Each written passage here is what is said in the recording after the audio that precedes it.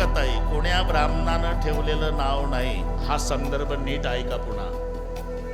नाव ठेवलं नाही तर सीता माता की जय का म्हटलं? अरे ती भूमी कन्या आहे, भूमीची कन्या आहे. पण भूमीची कन्या बाहेर कोणी काढली? नांगराने. नीट ऐका, नांगराला हिंदीमध्ये हल म्हणतात. नांगराच्या फाळाचं शेवटचं टोक असते ना, त्याला हिंदीमध्ये सीत म्हणतात.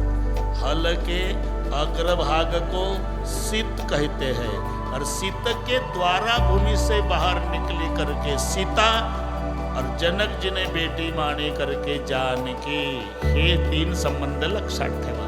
भूमी कन्या, भूमीची कन्या बाहेर सीतेच्या द्वारा निघली म्हणून सीता, लेक मानली म्हणून जानकी. जमते आता बरोबर करू आपण.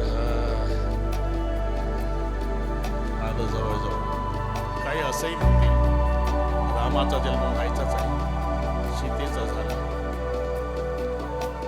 सीता वयानं मोठी असेल रामापेक्षा. पत्नी कुठं मोठी असते का रे पतीपेक्षा? असते ना, काही काही सांगतात. ती काही सांगायची गरज नाही आपल्याला. नाही, हा कथाक्रम आहे. पुढे जो विषय आला तो सांगून वक्त्याला पुढे जायचं असते, म्हणून मी तो विषय आपल्या पुढे सांगितला.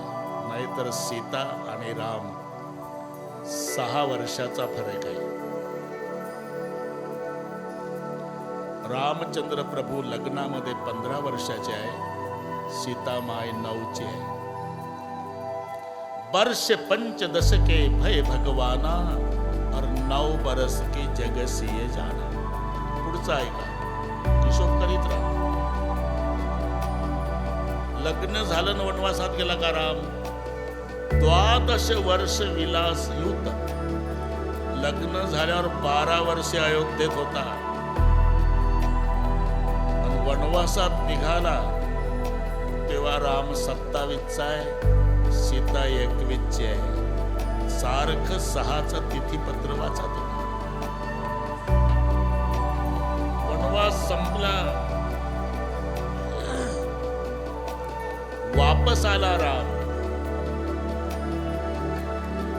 तेव्हा 41चा आहे. 27 न 13 40. 14व्याला 2च दिवस राहिले, त्याच्या आधी यावं लागलं. नंतर भरत जिवंत राहणार नाही म्हणलं. 41, सीता 35. कायम तुम्हाला 6चा फरक दिसेल. मी आपली वेळ घेण्याचं कारण, कोणी असं म्हणू नये सीता आधी जन्माला. या कथाक्रमाला राजा म्हणून सांगितलं, पुढे गेलं.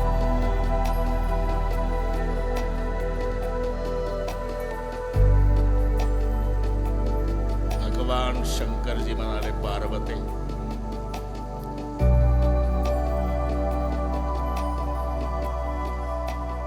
जेव्हा दुर्जनाची वाढ झाली, सज्जनाला त्रास होऊ लागला, राक्षसांची वाढ झाली, राक्षस शब्द आल्या बरोबर पार्वती आईनं विचारलं, राक्षस आणि कसे असतात?